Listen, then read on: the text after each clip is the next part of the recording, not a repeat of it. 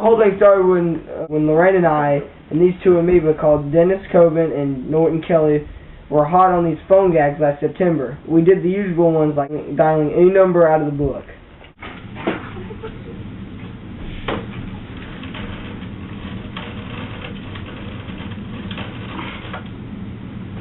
Is your refrigerator running? Go catch it then.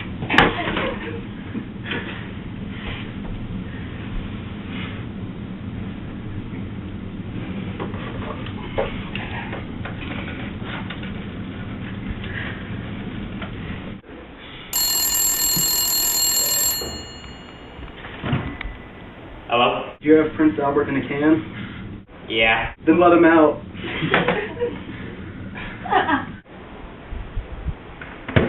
But then we made up a new game in which the object was to keep the stranger talking on the phone as long as possible. At least twice a week, we'd meet for a telephone marathon. We meet at Norton's house because no one else's parents would let us. Lorraine's mother doesn't have unlimited service, and my father, aka Boar, put a lock on our phone. One of these round locks that you put on the first dial hole so you can't dial. He put it on because of a little exchange we had when he called from work.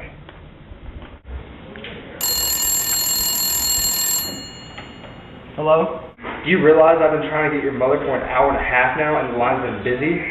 Those things happen. I was talking to a friend. If you don't use the phone probably, I'm going to put a lock on it. Yeah, no kidding.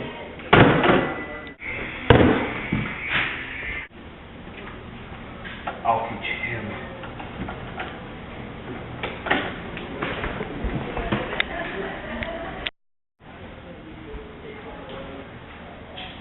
Okay.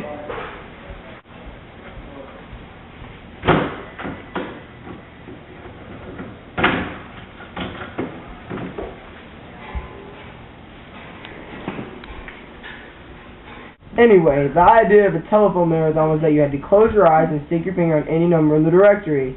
Then call it up and see how long you can keep whoever answered talking on the phone.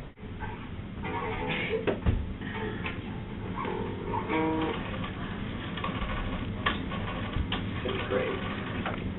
I wasn't all too good at it because I always kept laughing. Hello? No. Our call from a TV quiz, and you won a prize. That was always good for about 3 minutes before they finally caught on. The longest anyone ever lasted was Dennis. He picked out an old lady's number who lived alone and was desperate to talk to anyone.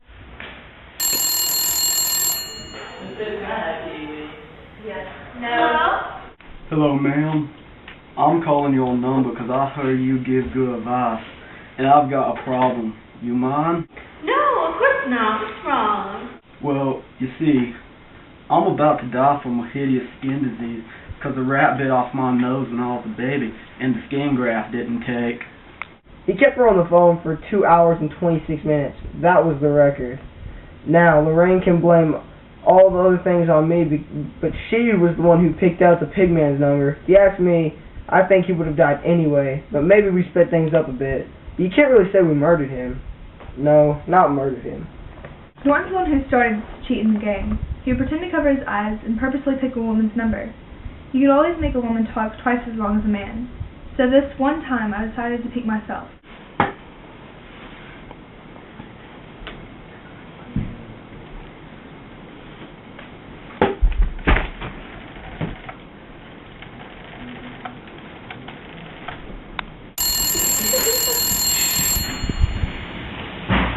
Hello? Hello, is this Mr. Angelo Pignotti? It sure is. This is Miss Truman of the Howard Avenue Charities. Perhaps you've heard of us and our good work. My wife is at home just now. I didn't call to speak with your wife, Mr. Pignotti. I distinctly called to speak to you and summon you to our cause. You see, our organization is interested in receiving small donations from people just like you. Good-hearted people, Mr. Pignotti. We depend on lovely people just like you and your wife. What was the name of your charity again? Is something funny? No, there's nothing funny, Mr. Pignotti.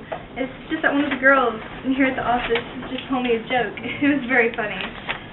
But back to serious business. You asked the name of the charity. The name of it is... Lorraine John Fund. The name of it is... The Lorraine John Fund. Shut up! The name of our charity is the Ellen J. Fund, and we'd like to know if you care to contribute to it. It would be a really very nice gesture. What was the joke the girl told you? I know a lot of jokes, but well, actually the only one who laughed at them. Is that so? She really did laugh at them. She really liked a good joke. She did, and I miss her. She's taking a little trip. Oh, did she? Yep, she's out in California with my sister. Isn't that marvelous? Her favorite was the one about the best get well cards to get. Did you ever hear that one? What did you say your name was? Miss Truman. Well, Miss Truman, did you ever hear that one? The one about the best get well cards to get? No, Miss Pignotti. It was my wife's favorite joke. That one was. She'd make me tell it a lot of times. I felt sorry for the man, and I began to wish I had never bothered him. The best get well cards are 4 aces. Isn't that funny? Get it? Yes. You get it, Miss Truman? 4 aces? Yes, Mr. Pignotti. You know, in poker? Yes, Mr. Pignotti.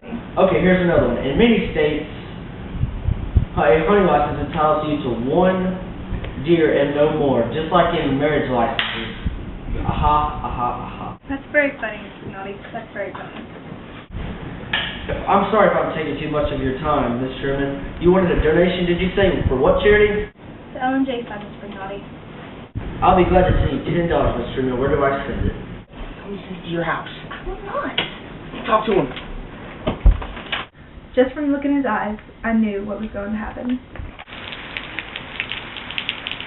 Great day for filming with Pigman. Hello, ma'am. Do you realize I've been trying to get your mother for an hour and a half now, and the line's been busy?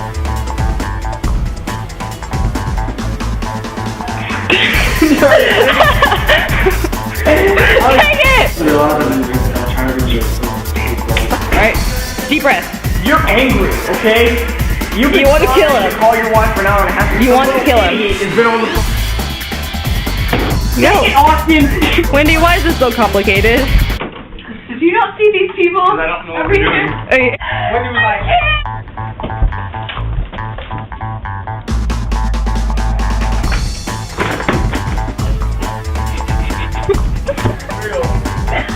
Please do not hurt people with that. ring,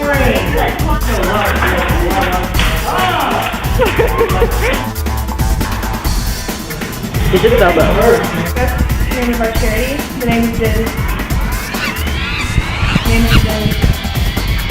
That monkey? Do you like that monkey? Do you like that monkey? You guys had that door locked for a pretty long time. I did not know what you guys were doing. we were practicing, I told you! Practicing what?